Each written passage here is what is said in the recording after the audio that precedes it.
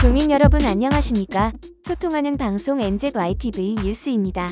오늘은 멜리사리 의원의 경고 4단계 및 소수민족 기업에 대한 메시지를 알려드립니다. 안녕하세요 교민 여러분, 멜리사 리입니다. 뉴질랜드 전역에서 지역사회 사례가 발생하고 코비드 4단계 봉쇄령이 발표되면서 뉴질랜드는 또 한 번 불확실한 상태가 되었습니다. 저는 티마루에서 애쉬버턴까지 출장으로 생산적인 하루를 보낸 후 캔터버리 중부에서 공항으로 가는 길에 락다운 소식을 들은 것이 다소 예상치 못한 것이었습니다.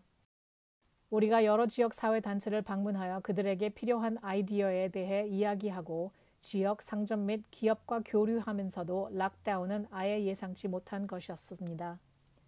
제가 오클랜드로 돌아왔을 때는 상황이 아주 달랐습니다.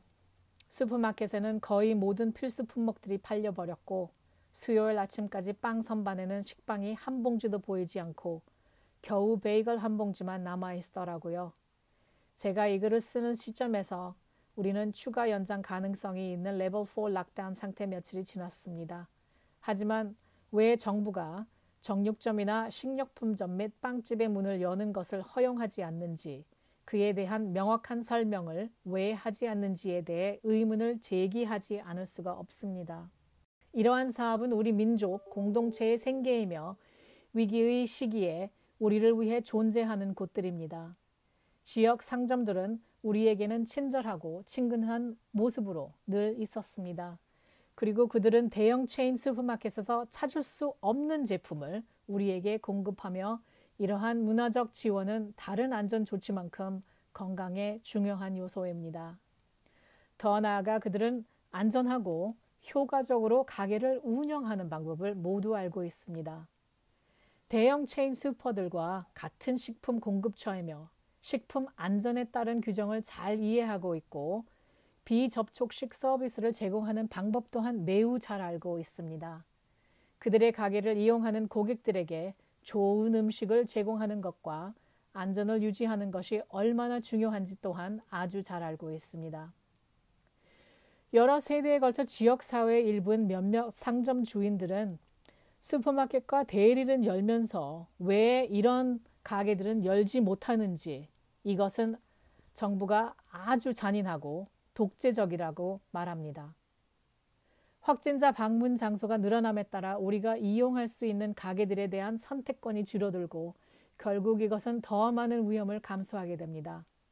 우리는 정부로부터 지역사회에 머물러 있으라는 요청을 받고 있습니다만 그러기엔 수십 킬로가 떨어진 곳에 운영 중인 슈퍼가 있거나 온라인 배송에 대한 선택권이 아예 없거나 소수만 진행되는 지역들도 있습니다. 이럼에도 불구하고 여전히 문을 닫아야 하는 가게들이 많고 수만 달러가 낭비되는 동안 그들은 생계를 잃고 있습니다. 저는 현 상황에 대한 불만과 혼란에 대한 설명을 요청하는 상점 주인이자 그들의 고객인 유권자로부터 셀 수도 없이 많은 이메일과 전화를 받았습니다. 많은 사람들이 저와 제 동료 의원들에게 대형 슈퍼마켓 체인보다 동네 정육점이나 빵집에서 사회적으로 거리를 두는 것이 더 안전하다고 느낀다고 말했습니다. 지난 락다운에서 정부는 한국, 중국, 인도와 같은 인종 중심 슈퍼마켓을 상대로 차별적이고 자의적인 정책을 세웠지만 결국 정부는 입장을 바꿔야만 했습니다. 당시 저는 뉴질랜드는 다양성을 자랑스럽게 여기는 나라다. 이와 같은 전례 없는 시기에 정부가 뉴질랜드 국민에게 확신을 주기 위해 할 수 있는 모든 일을 하는 것이 중요하다. 그러나 이것은 식량 공급을 위해 특정한 상점에만 의존하는 사람들에게 소수민족 식료품 상점의 문을 닫는 것은 그들을 위한 일이 아니다. 라고 말했습니다. 우리 국가는 마을과 교외에서 소매업의 최전선에 있는 소규모 소수민족 사업주들에게 의존하는 나라입니다. 우리는 그들을 지원하고 이 나라의 경제와 식량 공급망을 위해 다시 이러한 가게들이 운영할 수 있도록 해야 합니다.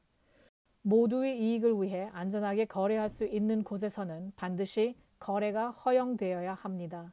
교민 여러분, 정부는 우리의 목소리를 들어야 합니다. 지금까지 멜리사 리였습니다. 감사합니다. 지금까지 뉴질랜드 5선 국회의원이신 멜리사리의 메시지였습니다. 소통을 위한 NZYTV 뉴스에서는 교민 여러분의 제보를 기다립니다. 다음 방송까지 안녕히 계십시오.